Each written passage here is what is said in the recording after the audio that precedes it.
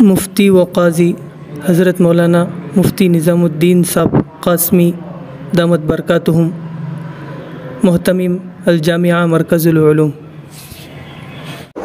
अल्हम्दुलिल्लाहि रब्बिल आलमीन वस्सलातु वस्सलामु अला सय्यिदिल अंबियाइ वल मुरसलीन मुहम्मदिन व आलिहि व अस्हाबिहि अजमाइन। अम्मा बअदु फ़अऊज़ु बिल्लाहि मिनश शैतानिर रजीम। बिस्मिल्लाहिर रहमानिर रहीम। शहरु रमज़ानल्लज़ी उन्ज़िल फ़ीहिल क़ुरआन व क़ाल तआला इय्याका नअबुदु व इय्याका नस्तईन। सदक़ल्लाहुल अज़ीम। मोहतरम मुअज़्ज़ज़ पर्दा नशीं ख़वातीन, इस वक्त में अल्लाह जल्ल शानहू का हम सब पर बहुत बड़ा एहसान है, करम है, फ़ज़ल है। उस रब्बे ज़ुल जलाल ने हम में से हर एक को फिर एक मौका इनायत फ़रमाया अपनी ज़िंदगी को दोबारा तजदीद नीयत के साथ गुजारने का, जिसके नतीजे में अल्लाह ताला हमें रमज़ानुल मुबारक जैसी मुबारक घड़ी का अल्लाह ने तौफ़ीक़ अता फ़रमा रहे हैं। बस चंद घंटे बाकी हैं, उन घंटों के बाद जो ऐलान हमारे कानों में गूंजेगा वो ऐलान चाँद के देखने की खुशखबरी का होगा। आज यौमुश्शक है, 90% इम्कान है आज ही तरावी हो जाने का।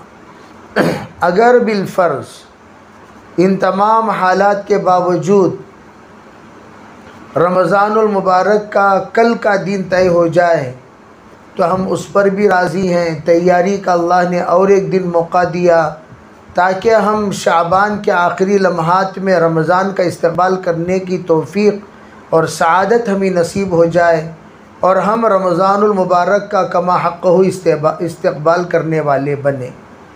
इसीलिए हमारे असलाफ़ कहते हैं शाबान का महीना या रमज़ानुल मुबारक के लिए मुक़द्दमा है, रमज़ानुल मुबारक का इस्तक़बाल है, रमज़ानुल मुबारक की बिस्मिल्लाह है।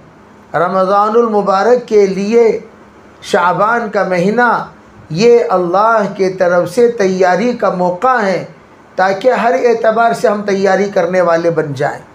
तरावीह की तैयारी, इबादत की तैयारी, रोज़े की तैयारी, अपने आप को सहरी और इफ्तारी में जगाने और बिठाने की तैयारी कि किस वक्त में हम लोग सहरी में उठें, कब हम तहज्जुद पढ़ें, कब हम सहरी करें, कब हम लोग नीयत करें, कब हम लोग अपने रमज़ानुल मुबारक के महीने में फ़जर के बाद आराम करें और उठकर कब हम अपने काम व काज करने वाले बने।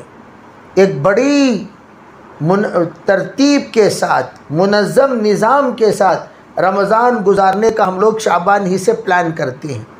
लेकिन शाबानुल मुबारक का मुबारक महीना जब हमसे रुख़सत हो जाता है तो रुख़सत होते होते हमसे ये कहता है मैं जा रहा हूँ, ख़बरदार रमज़ानुल मुबारक की नाक़दरी न करना। मैं जा रहा हूँ, रमज़ानुल मुबारक को गफलत से ना गुजारना। मैं जा रहा हूँ, रमज़ानुल मुबारक के घड़ियों को आप लोग ज़ाय ना करना। ये तमाम नसीहतें शाबान करता हुआ हमसे रुख़सत हो जाता है। शाबान शहरी व रमज़ान शहरुल्लाह। अल्लाह के रसूल अलैहिस्सलातु वस्सलाम ने फ़रमाया शाबान मेरा महीना है, रमज़ान अल्लाह का महीना है।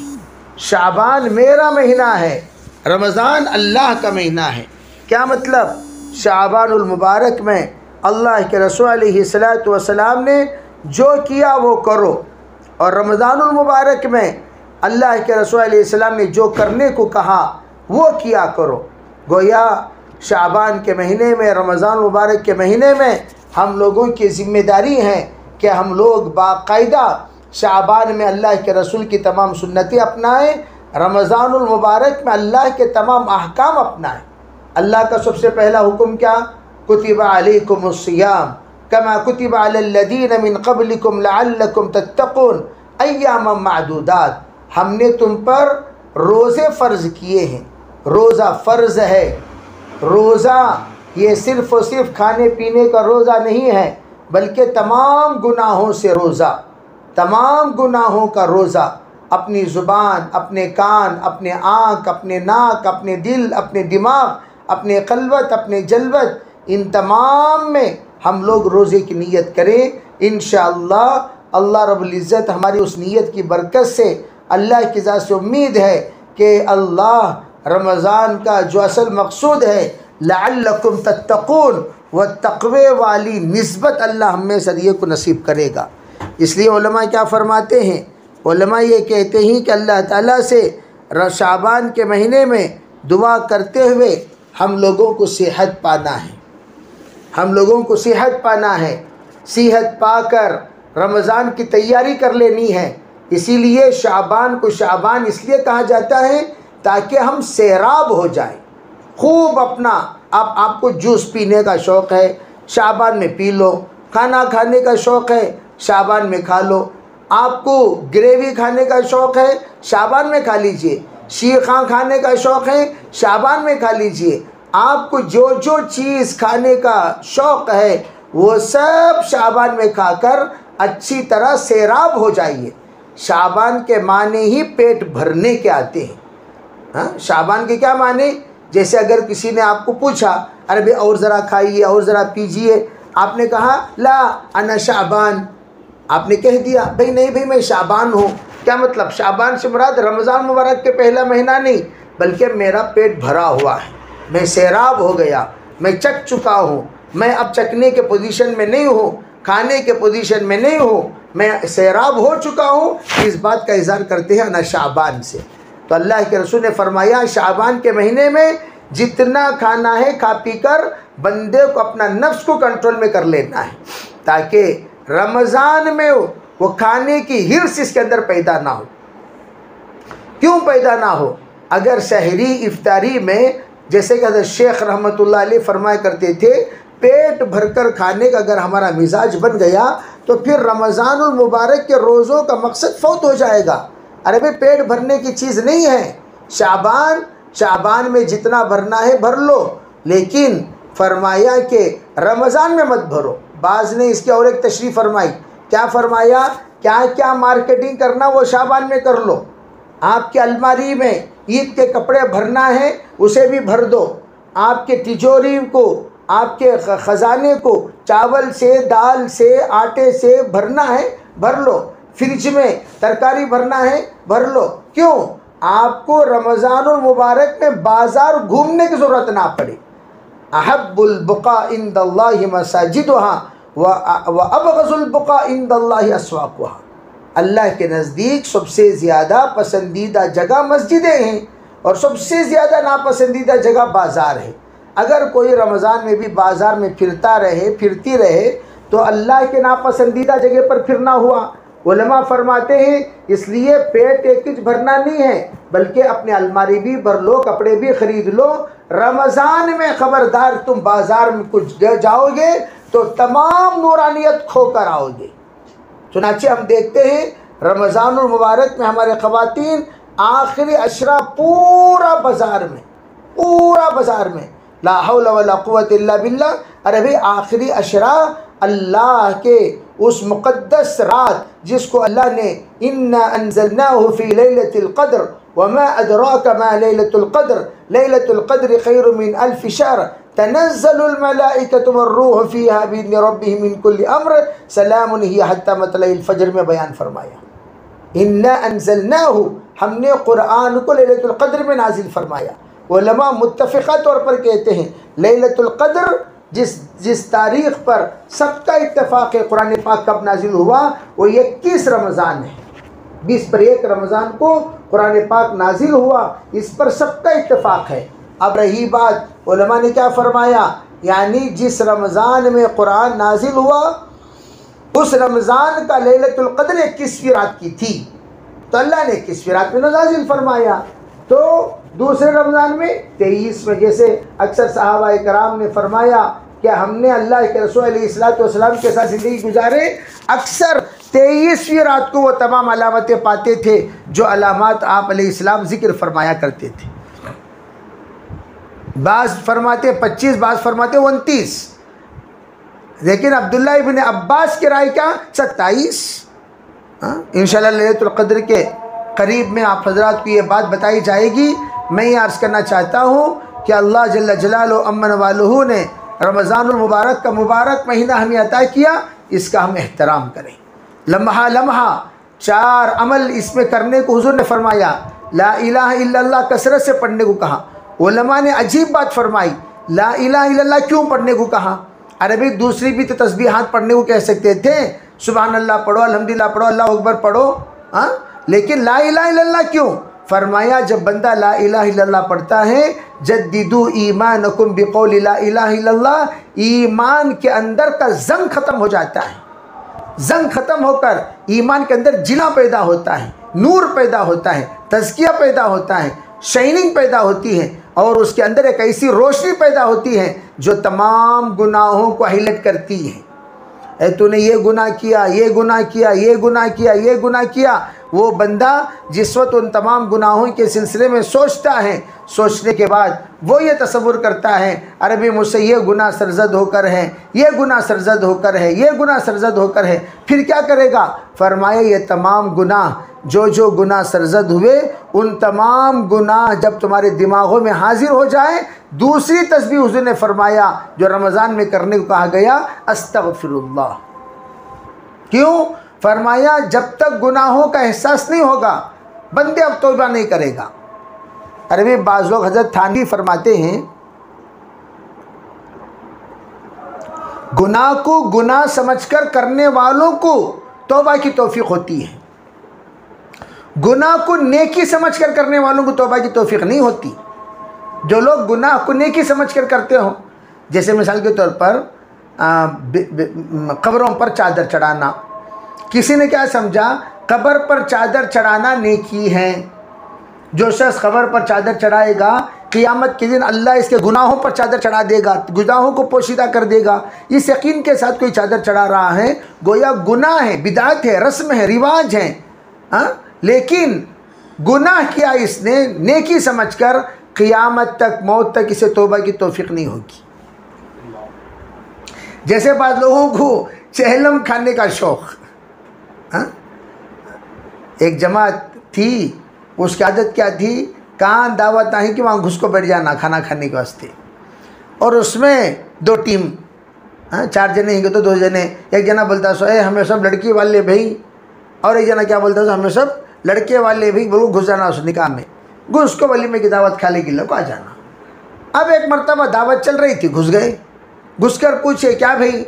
नहीं हमें सब लड़की वाले। तुम्हें कौन जी? हमें सब लड़के वाले। कहने लगे रे बाहर जाओ रे, ये चहलम की दावत थी, अब उनको भगाता नहीं। अरे लड़की लड़का, लड़का लड़की चहलम में होते हैं, लेकिन उस बेचारे ने यूँ समझा चहलम की दावत में लड़का लड़की का मामला होता है, वो अंदर घुस गया। अब उसे बताया गया। तो इस तरह दावतें, जैसे रमज़ान मुबारक में लोग दावत करते हैं, मैं हमेशा कल भी मैं बताया जुमे के दिन कि चंदा लेकर दावत मत करो, ये गुनाह है, ये ख़तान गुनाह है। क्या ज़रूरत है भाई चंदा ले रहे हो? ये दुकान पे आज हमारे गली में इफ्तारी की दावत है, पूरे गली के मर्द हजरात से, औरतों से चंदा लेते हैं, चंदा लेकर गली में दावत करते हैं, महल्ले में दावत करते हैं। अरे भाई चंदा लेकर दावत करना मना, हदीस में क्या है? जो तेरे पास है तू तेरे मेहमान को खिला दे। अगर आपको करने का शौक़ ही है, कल माशाल्लाह एक जगह गए हम लोग कल रात में, तो कहने लगे पूरा रमज़ान हमारे यहाँ सहरी फ्री, पूरा रमज़ान बाकायदा मर्दों के लिए इंतज़ाम किया गया। पूछा क्यों? फरमाया हज़रत मस्तूरात बेचारियाँ काम कर कर के थक जाती हैं, अगर उनसे रोज़े की हालत में यूँ कहा जाए 3 बजे उठकर गरम गरम खाना पकाओ, बेचारियाँ क्या कहाँ से पकाएंगी, क्या तकलीफ़ होगी। वो भी बेचारियाँ रोज़ा रखने वाली हैं। इसलिए हमने एक निज़ाम बनाया, इफ्तारी घर में बना लो ताकि घर में सुकून से खा लें। सहरी हमारे तरफ से तुम लोगों को फ्री, माशाल्लाह रोज़ाना 700, 800, 900 लोग आकर बाकायदा सहरी करते हैं। हाँ, और बाकायदा उन्होंने एक बेहतरीन निज़ाम बनाया। हाँ, वो लोग नमाज़ पढ़ लेते, अपना इबादत कर लेते, लेकिन सहरी आकर करते हैं। तो मैं अर्ज़ करना चाहता हूँ कि इस तरह रमज़ानुल मुबारक में हम लोग एक तरतीब बनाएं, टाइम टेबल बनाएं कि हम लोगों को रमज़ान में करना क्या, दावतें कैसे करना। इफ्तारी के लिए हम मेहमानों को बुला रहे हैं, तो मेहमान को बुलाने के बाद इफ्तारी कराने की जो सआदत हमें नसीब हुई है, इसे खिदमत समझकर खुश दिली के साथ अगर हम करेंगे, अल्लाह ताला तमाम इफ्तार करने वालों का सवाब इनायत फरमाएगा। जैसे उलमा ने फरमाया, इफ्तारी एक बंदा कराता है। कौन? घर का हेड। उसने कहा भाई 10 जने इफ्तारी को आएंगे, लेकिन परवरदिगार की ज़ात ऐसी है, घर के हेड को तो अल्लाह ताला 10 रोज़ेदारों का रोज़ा इफ्तार कराने का सवाब देगा। लेकिन उस हेड ने क्या किया? हेड ने आकर मस्तूरात को अशिया पहुँचाया, सब्जियाँ पहुँचाई, गोश्त पहुँचाया, और पहुँचा कर कहा आप पका दीजिए। तो पकाए सो कौन? मस्तूरात। तो मस्तूरात के भी अल्लाह 10 रोज़ेदार इफ्तार कराने का अल्लाह सवाब देंगे। और फिर उस बनाई हुई चीज़ों को लाकर रखे कौन? नौजवान बच्चे जो घर में खिदमत गुजार रहते हैं। फरमाया अल्लाह की ज़ात ऐसी है, जिन्होंने लाकर इफ्तारी पेश की, उनको भी 10 रोज़ेदारों को इफ्तार कराने का अल्लाह सवाब देगा। तो अल्लाह ताला के यहाँ सवाब देने में कोई कमी, एक ही चीज़ को अल्लाह सबब बनाकर सबको अल्लाह सवाब इनायत फरमाते हैं। चुनांचे रमज़ान मुबारक में पहली चीज़ तो ये है कि हम लोग सहरी और इफ्तारी एहतियात के साथ करें। एहतियात किसे कहते हैं? एहतियात कहते हैं कि आप बाकायदा टाइम देख लो। देखो, सबसे पहले हलाल सहरी हलाल इफ्तारी का अहतमाम करना। हलाल सहरी हलाल इफ्तारी। आम तौर पर हम लोगों के यहाँ अनजाने लोगों से अगर कोई हदिया आता है, जज़ाकल्लाह बोलकर कबूल नहीं कर लेना। अरे भाई, वो हदिया कौन ला कर दे रहा है, किधर से ला कर दे रहा है, कैसा ला कर दे रहा है। मिसाल के तौर पर एक खजूर का डब्बा आया घर में, कौन ला को दिए, कौन के ला को दिए, ले लिए, ऐसा नहीं। कौन ला को दिए, जब तक उसकी तहकीक ना हो, हरगिज़ हरगिज़ हरगिज़ हरगिज़ नहीं खाना चाहिए। हज़रत अबू हनीफ़ा रहमतुल्लाह अलैह को एक मरतबा किसी ने कहा कि हज़रत, बाज़ार से बकरी गुम हो गई। बाज़ार से बकरी। हज़रत ने पूछा, अच्छा बाज़ार से बकरी गुम हुई, कहाँ गुम हुई? फ़लाँ बाज़ार में। फरमाया, बकरी की उम्र क्या है? मोस्टली हाईएस्ट उम्र वाली बकरी क्या? 7 साल की होती है। उतने चुन की उम्र 7 साल। जो ज़ात की बकरी गुम हुई थी 7 साल की। तो हज़रत ने कभी भी चोरी की हुई बकरी कट सकती है किसी भी दुकान में, 7 साल गोश्त खाना छोड़ दिया। कितने साल? अरे भाई, कभी भी कट सकती है दुकान में वो चोरी हुई बकरी। चोर ले जाकर किसी दुकान वाले को देगा या खुद काटेगा, कभी भी बेचेगा। हो सकता है कि वो कटी हुई बकरी का गोश्त हमारे घर को आ जाए, चाहे हाथ बदली ही क्यों ना हो। आने के बाद चोरी की हुई बकरी का खाना मेरे पेट में चला जाएगा, अल्लाह की मारिफत रुक जाएगी। इसलिए हज़रत ने 7 साल गोश्त खाना छोड़ दिया। कितना तकवा है, आप अंदाज़ा लगाइए। अरे समझने की बात। और सबसे ज़्यादा एहतियात हज़रत क्यों करते थे? हलाल खाने से मारिफत के दरवाज़े अल्लाह ताला दिल और दिमाग में खोलते हैं। हराम खाने से मारिफत का दरवाज़ा बंद हो जाता है, कबूलियत का दरवाज़ा बंद हो जाता है। जैसे हज्जाज ने क्या किया, मुस्तजाब दावत वाली जमात को बुलाकर हराम खिला दिया। खिलाकर कहने लगा, आज जो आपने काम किया वो क्या? हलाल खाने वाले मुस्तजाब दावत को बुलाकर हराम खिला दिया। फरमाया, इससे मैं इन लोगों की बद्दुआ से महफूज हो गया हूँ। दुआ का दरवाज़ा बंद हो जाता है। अब रमज़ान मुबारक का महीना, रोज़े का महीना, तरावी का महीना, इबादतों का महीना, दुआओं का महीना, अल्लाह बाकायदा फरिश्तों की एक जमात को उतार देता है कि जो जो रोज़ेदार दुआ करते सबके रोज़ेदारों की दुआओं पर आमीन कहते रहो। उलमा कहते हैं आपके आमीन पर अल्लाह दुआ कबूल करे या ना करे, रोज़ेदार जब दुआ करेंगे अल्लाह ज़रूर दुआ कबूल करेंगे।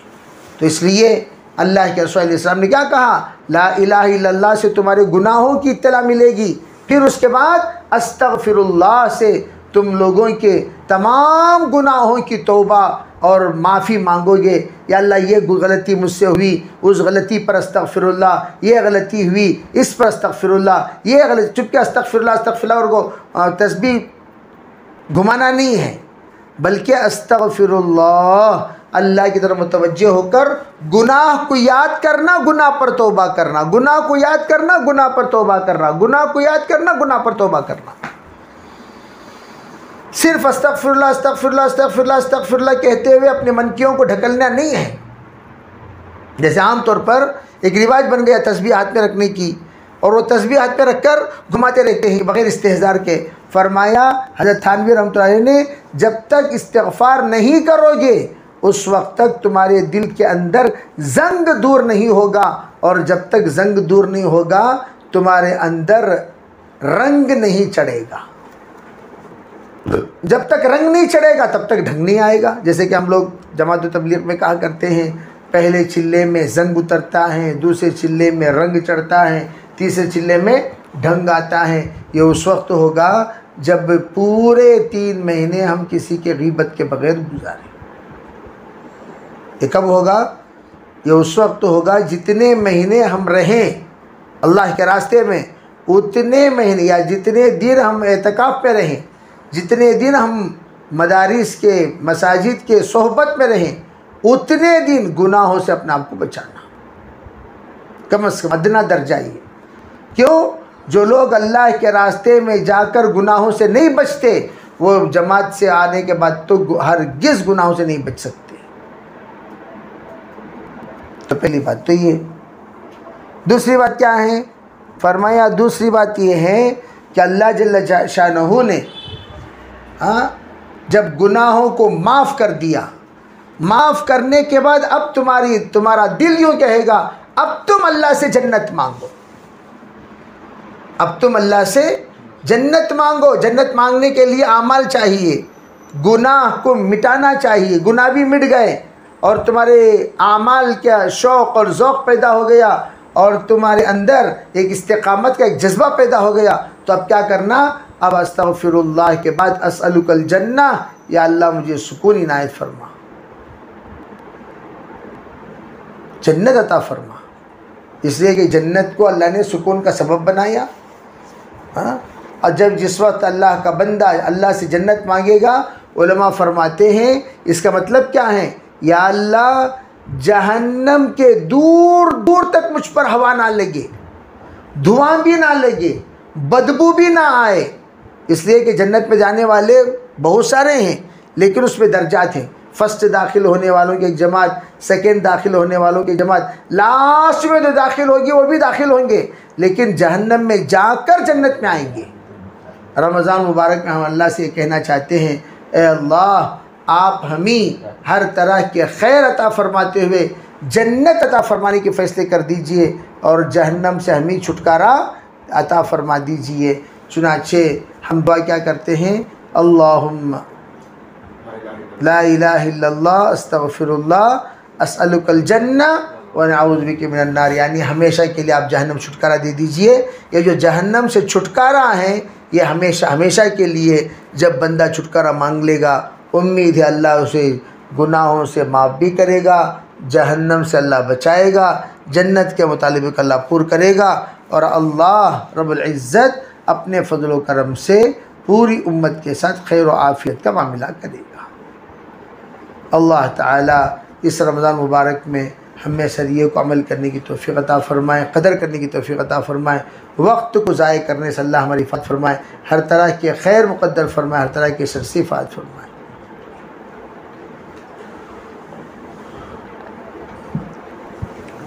इसमें एक चीज़ ये भी आप हज़रात को अर्ज़ करनी है कि जो सहरी और इफ्तारी का वक्त है, उस वक्त में बड़े एहतियात करें, बेएहतियाती से काम ना लें, और मस्तूरात अपने फतवे ना दें, हय्या अल सलाह तक खाना खा सकती हैं, हय्या अल फलाह तक पानी पी सकती हैं। हर वो चीज़ जो दांतों में ना लगे वो तमाम चीज़ें हलाल, जो दांत में लगे वो तमाम चीज़ें हराम। इस तरीके से मस्तूरात अपना फतवा ना दें, बल्कि एहतियात करें। और जब भी कोई सवाल पैदा हो तो उलमा इकराम से रब्ता करें और रब्ता करके उस बात को हल करने की कोशिश करें। इंशाअल्लाह रमज़ान मुबारक में यही टाइम पर इंशाअल्लाह तरतीब चलती रहेगी, आप हज़रात तशरीफ़ लाते रहें। क्या एडवांस के अमाउंट के लिए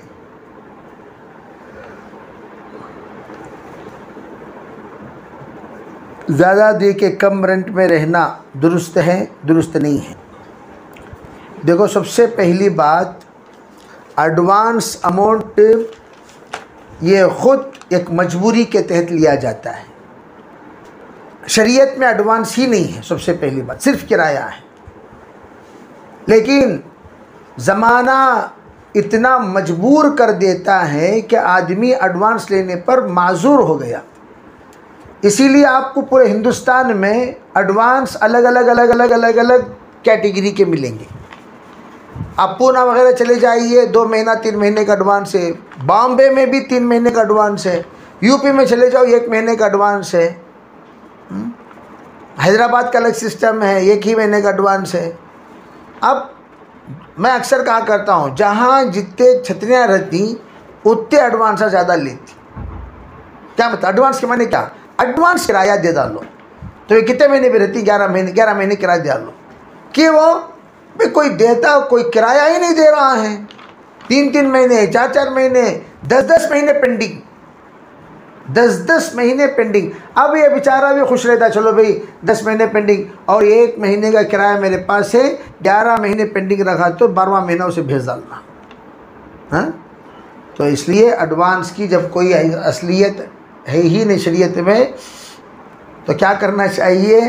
तो उनको चाहिए कि वो एडवांस नॉर्मल जैसा चलता है उमूमन इलाक़े में 11 महीने, तो 11 महीने का दें और बकिया किराया दें।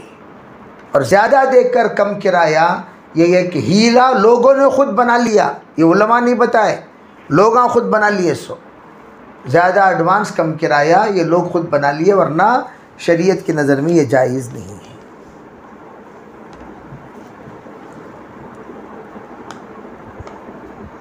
ख्वाब में अगर मरहूमीन आकर खाना पूछे तो क्या उसका मतलब क्या है? बेचारे ईसाले सवाब के मोहताज हैं, खूब ईसाले सवाब करो। ईसाले सवाब के मोहताज है, ईसाले सवाब करो। उम्र की वजह से पेशा पर काबू नहीं है तो वज़ू करने के बाद फिर भी नापाकी हो जाती है तो क्या हुक्म है? तो आप आखिरी वक्त में वज़ू करें। आखिरी वक्त यानी ज़ोहर की नमाज़ का आखिरी वक्त में वज़ू करें, असर की नमाज़ के आखिरी वक्त में वज़ू करें। वज़ू करने के बाद आपकी नमाज़ पढ़ लें। हाँ, और ये एक वज़ू से उससे मुताल्लिक़ जितनी नमाज़ें हैं वो पढ़ सकते हैं। जैसे ज़ोहर का वज़ू किया, ज़ोहर की सुन्नतें, ज़ोहर के फ़र्ज़ पढ़ ले सकते हैं। अगर आप चाह रहे हैं नफिल पढ़ना, या आप चाह रहे हैं और मज़ीद कुरान पाक की तिलावत करना, तो उसके लिए अलग वज़ू बनाना पड़ेगा, बनाकर आपको करना पड़ेगा।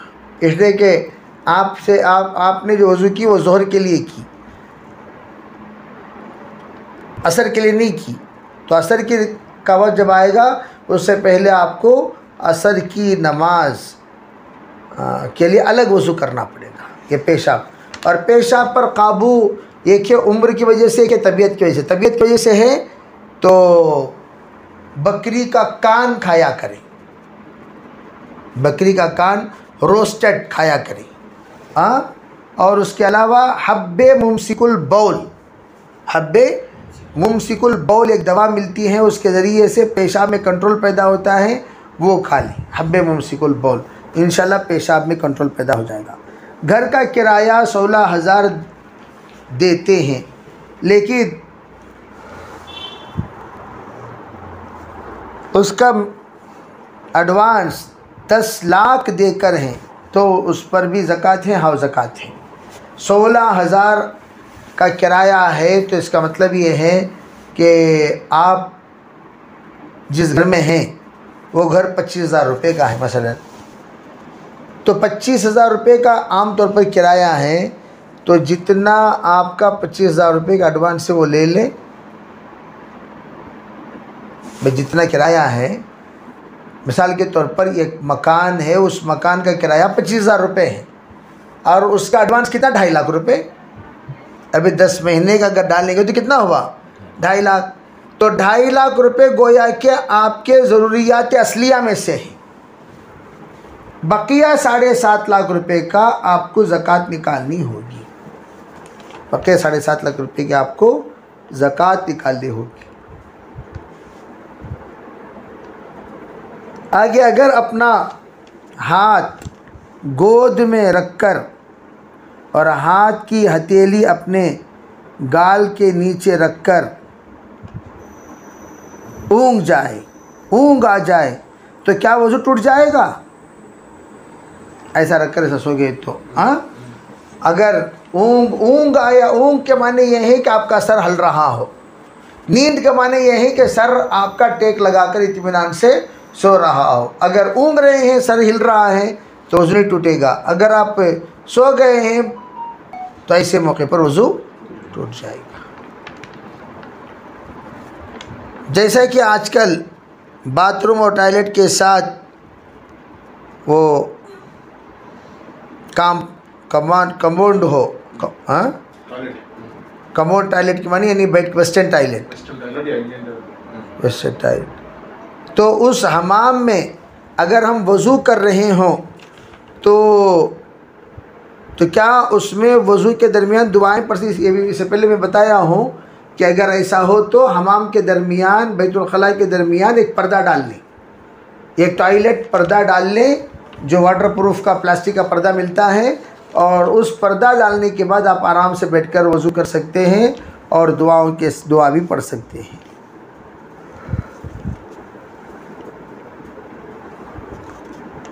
अगर नाक से खून नक्सीर फूटने की वजह से निकल जाए, खून निकल जाए, तो वज़ू टूट जाएगा? हाँ टूट जाएगा। अगर मिक़दार ज़्यादा हो खून का तो वज़ू टूट जाएगा, अगर मिक़दार कम है वज़ू नहीं टूटेगा।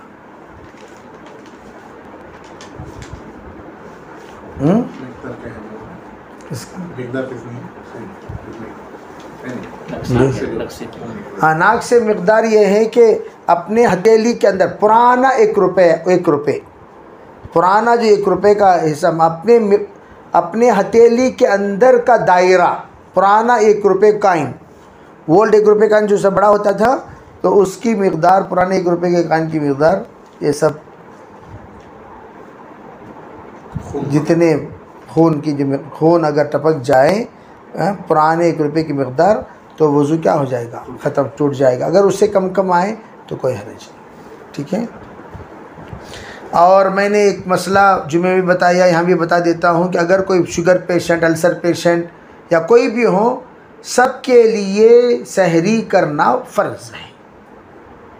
सहरी तो सुन्नत है, लेकिन सबके सब सहरी के लिए उठे, सहरी करें और रोज़े की नीयत करना फ़र्ज़ है। अब उनके दम में जितना दम है, 8 बजे, 9 बजे, 10 बजे, 11 बजे, 12 बजे तक माशाल्लाह उन्हें किस में रह सकती, पावर में हाँ रह सकते हैं, तो वो अहबाब अपना मुकम्मल तौर पर 10 बजे तक रोज़ा रखें। फिर उसके बाद थक गए हैं, तबीयत नासाज हो रही है, तो आप रोज़ा खोल ले सकते हैं। उम्र की वजह से रोज़ा नहीं, फिदिया का क्या अमाउंट है? तो ऐसे लोग जो इतनी उम्र को पहुंच चुके हैं, जिनका सेहतमंद होना कोई मुमकिन नहीं है, ऐसे लोग एक फ़ितरे के बराबर अपने रोज़े का फ़िदिया अदा करें। 100 रुपये हिसाब किताब रख लीजिए, 100 रुपये, तो 100 रुपये के हिसाब से 100 × 30, तो इस हिसाब से वो लोग क्या करें, 3000 रुपये का फ़िदिया अदा करें। ये 3000 रुपये का फ़िदिया मीडियम लोगों के लिए है। अगर हाई फाई लाइफ गुजारने वाले हैं तो ऐसे मौके पर ये 100 रुपये आकर 125 रुपये तक जा सकता है। फ़िदिया का जो अमाउंट है वो कब तक जा सकता है? तक 100 से 125 तक भी जा सकता है।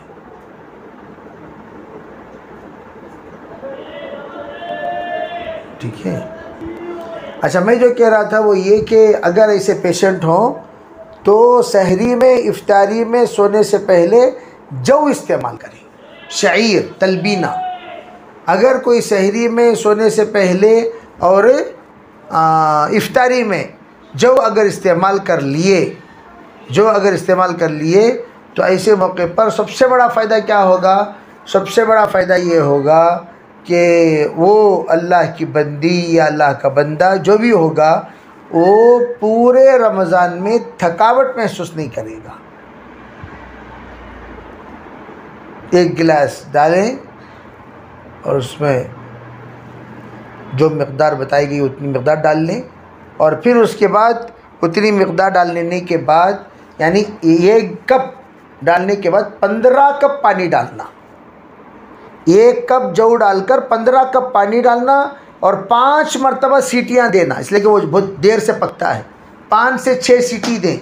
फिर उसके बाद उसकी गंजी निकाल कर, जो हमल से हैं वो ख़वातीन भी, फीडिंग कर रही हैं वो ख़वातीन भी, अल्सर वाली ख़वातीन भी, शुगर वाली ख़वातीन भी, बीपी वाली ख़वातीन भी, लागर दुबली पतली हो गई वो भी, मर्द औरत, बूढ़े हो चुके हैं वो रोज़ा नहीं रख सकते, वो मज़दूर लोग और ख़ुसूसन मस्तूरात भी सहरी इफ्तारी के बड़े काम करती हैं, वो तमाम ख़वातीन जितने भी मेहनती हैं वो सब, और गैर मेहनती भी पी सकते, कोई हर्ज नहीं, वो तो सेहत की चीज़ है।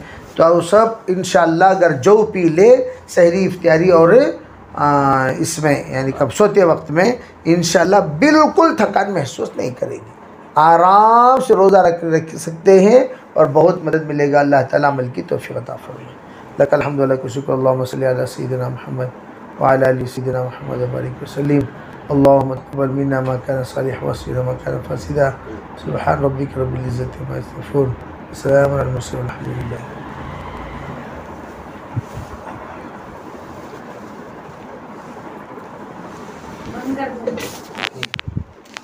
रिकॉर्डिंग आपको डब्बे में डालो पहले।